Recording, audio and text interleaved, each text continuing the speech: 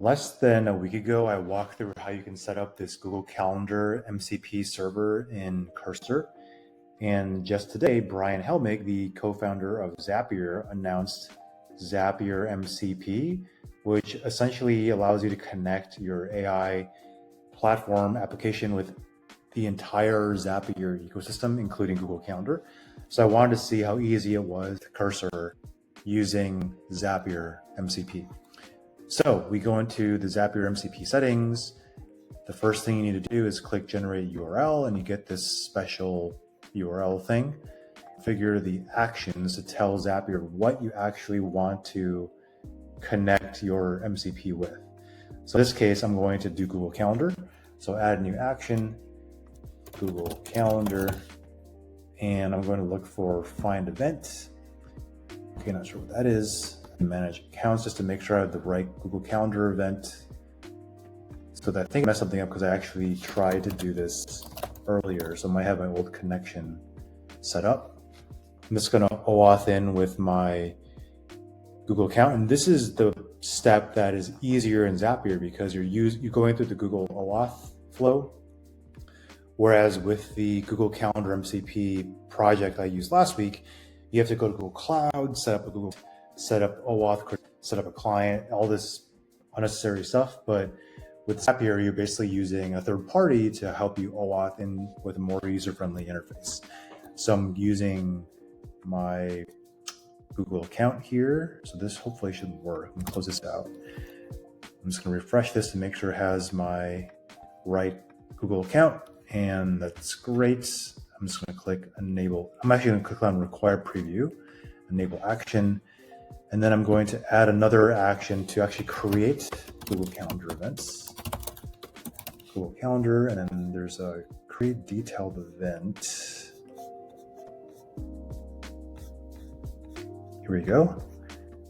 Has my Google Calendar event, Google account, and all these things I'm going to leave blank for now. Have AI guess the value for the field, but if you want, you can specify specific values for these fields if you don't want to have Cursor or whatever AI application to fill those in, enable action.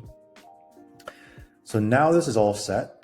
And the next step is to configure your MCP settings in Cursor to use your URL. So I'm going to copy this snippet from this code block, go back into Cursor and click on add new global cursor or MCP settings, paste this in.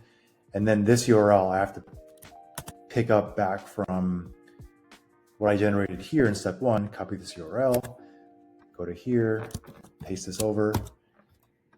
And you can tell it's using the SSE protocol. So this is actually the previous Google MCP settings were using local. So now this is actually going through all of Zapier's infrastructure. Okay, so the next thing I can do is now to test out, I have my Google Calendar here. I'm going to try to create an event for tomorrow on the 25th. And one thing to know is make sure you're using agent and not ask for the newbie Cursor users. If you're using ask, you're just kind of asking for general knowledge. If you want to do stuff, I would usually select agent. So the first thing I'm going to say is what Google Calendar does my MCP have access to see if it answers something simple like that.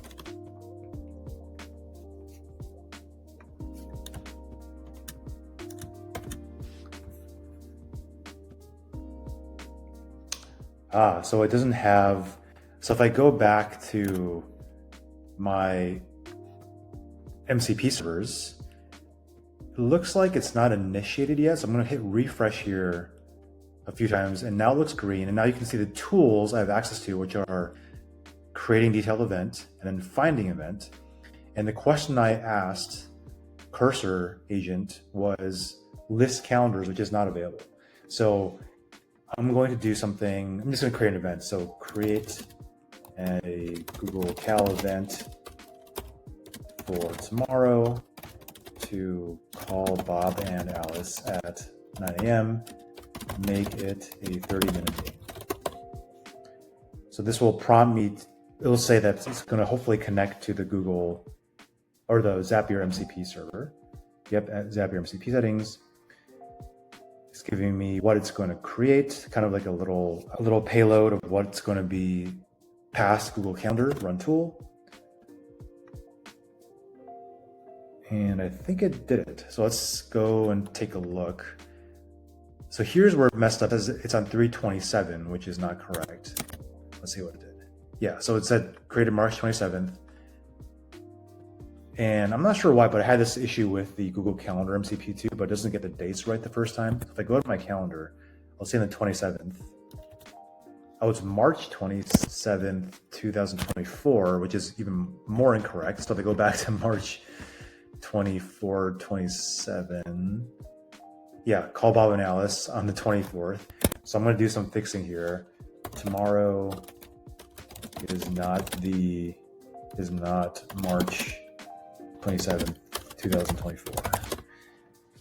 And just with a prompt like that, it kind of corrects the AI. I don't think this did anything. Call with Bob and Alice, false. Tomorrow's March 22nd. So it's still not getting it correctly. I'm going to say tomorrow is March 25th, 2025. And let's see if it kind of calibrates itself. Okay, now it's creating the event, run tool. And hopefully it'll create the event for me on the correct date, which is the 25th of March, 2025.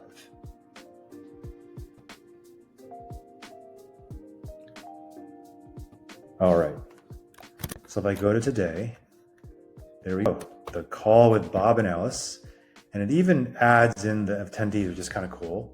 So yeah, that's kind of how you can create the Zapier MCP connection with Google Calendar. Obviously there's a lot of pros and cons to this approach. The pro is that's much easier to set up with having the OAuth handled through Zapier. A little more kind of just no code, low code, which is what Zapier is known for. Downside is you may have to pay for Zapier if you're using specific apps and tools, perhaps for work. And you're also subject to Zapier's limits on how many zaps you can run, perhaps. I'm not sure what they're going to do for pricing, but just some things to think about when you're going through a third-party managed service versus doing something yourself like this, which is what I showed last week.